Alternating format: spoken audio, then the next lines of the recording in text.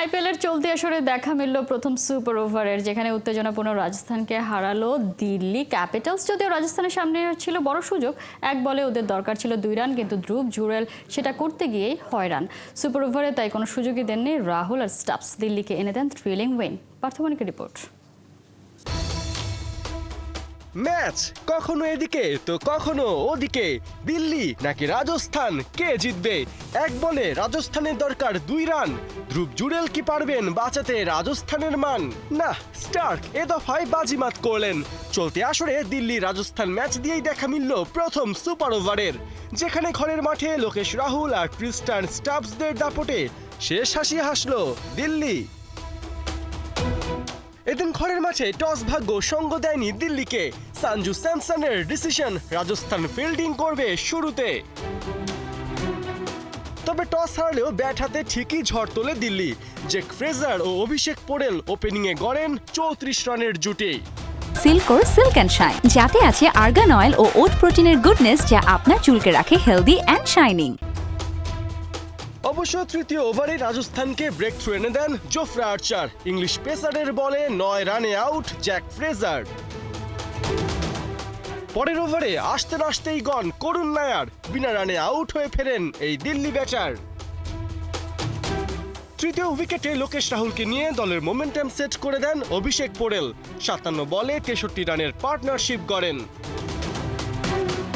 অভিষেকের মারমুখী ব্যাটিংয়ের তুলনায় কিছুটা মন্থর ছিলেন লোকেশ রাহুল। 13তম ওভারে আর্চারের বলে করে বসেন ভুল। ক্যাচ দিয়ে ফেরার আগে 32 বলে খেলেন 38 রানের ইনিংস। এদিকে মাত্র 1 রানের জন্য 50 মিস করেন অভিষেক। হাসরাঙ্গার বলে 49 রানে হন চেকমেট। তবে দিল্লিকে বড় স্কোরের পথ নেবার কাজটা সারেন ক্রিস্টান স্টাবস ও ক্যাপ্টেন আকসার প্যাটেল। 19 বলে তাদের 41 রানের জুটি। দিল্লি ক্রস করে 140 রানের গন্ডি। 17তম ওভারে থিকসানার বলে আউট হয়ে ফেরেন আকসার। 14 বলে তার ব্যাটে 34 রান, 4 বাউন্ডারির সাথে ছক্কা ও 2 খান।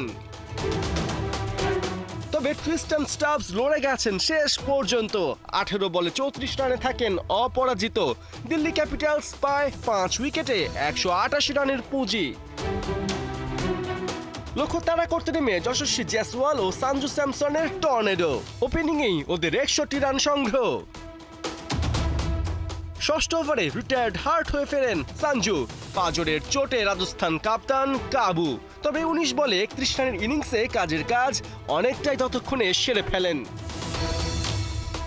এদিকে 3-এ নামা রিয়ান পরাগ করতে পারেননি সুবিধা।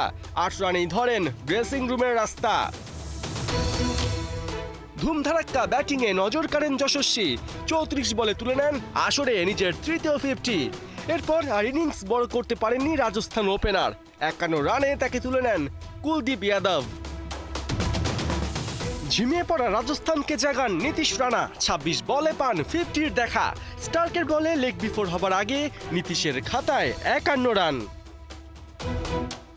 শেষ দিকে 1 বলে 2 রান দরকার ছিল রাজস্থানের, কিন্তু ধ্রুব জুরেল সিঙ্গেল নিয়েই থামেন। ম্যাচ গড়ায় সুপার ওভারে। ব্যাট হাতে সুপার ওভার কাজে লাগাতে পারেনি রাজস্থান। সিমরন হেটমায়ার আর রিয়ান পরাগ দুজনের বাউন্ডারিতে বোর্ডে ওঠে 11 রান। টার্গেট ছোটও না কিন্তু বড়ও না। দিল্লির প্রথম কাজই ছিল নার্ভ ধরে রাখা, যেখানে ওরাই সফল। লোকেশ রাহুলের বাউন্ডারির পর স্টাবসদের বিশাল ছক্কা। দিল্লি 2 বল হাতে রেখেই সুপার ওভারে পায় জয়ের দেখা। পার্থ বণিক, 71।